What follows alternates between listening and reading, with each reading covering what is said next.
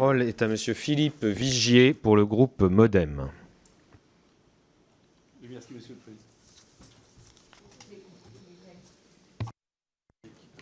Merci, Monsieur le Président. Mesdames, Messieurs, nous avons en partage la République. Nous avons en partage, comme l'a dit d'ailleurs Éric Diard, le fait que nos concitoyens constatent, et d'ailleurs je n'ai pas entendu une seule voix dissonante dans vos propos sur le fait qu'il y avait des reculs de cette laïcité qui exige d'agir. Et vous avez dit à un moment, ce texte est un peu à charge, il est trop répressif. Alors j'ai envie de vous dire, qu'est-ce qui manque vraiment pour que justement ce principe de laïcité soit restauré? Car certains, le mot a été prononcé, ce sont des fondamentalistes, s'opposent à cette République que vous avez en partage avec nous. La deuxième question concerne la protection des salariés des fonctions publiques. Et vous savez très bien que certains sont empêchés, ça a été dit pour certains enseignants, je pense à l'hôpital, je pense à tous ces professionnels de santé qui, quelquefois, ne peuvent pas assumer les missions formidables, et je pense que les mots ont une résonance particulière avec ce que nous vivons.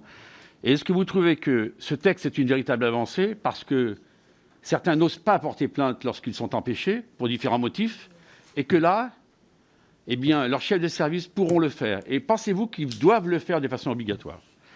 La troisième question, c'est pour Frédéric Sey. Je vous ai bien écouté sur la promesse républicaine.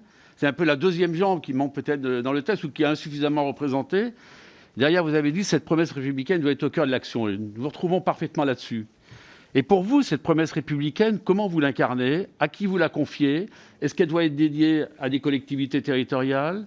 Est-ce qu'elle doit être dédiée à des associations? Comment la faire vivre?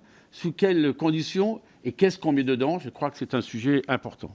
Et la dernière question, Monsieur le Président, concerne naturellement ce principe de neutralité. J'ai bien entendu ce qu'a dit Monsieur Test tout à l'heure, sur le fait que cette extension du service de neutralité, là où il y a des acteurs publics, des délégataires, et puis tous les territoires. Il ne peut pas y avoir que l'école, il ne peut pas y avoir que la mairie, il ne peut pas y avoir que certains bâtiments publics. On sait également qu'il y a des territoires dans lesquels eh bien, cette neutralité doit aussi s'exercer pleinement sans empêcher les mamans d'accompagner certains déplacements. Mais pour vous, est-ce que ce texte, justement sur cette extension de la neutralité, qui est d'ailleurs très réclamée par l'ensemble des acteurs de terrain que sont les élus locaux, est-ce qu'à vos yeux, le texte est équilibré comme il se présente aujourd'hui devant nous? Je vous remercie. Merci beaucoup, mon cher collègue. La parole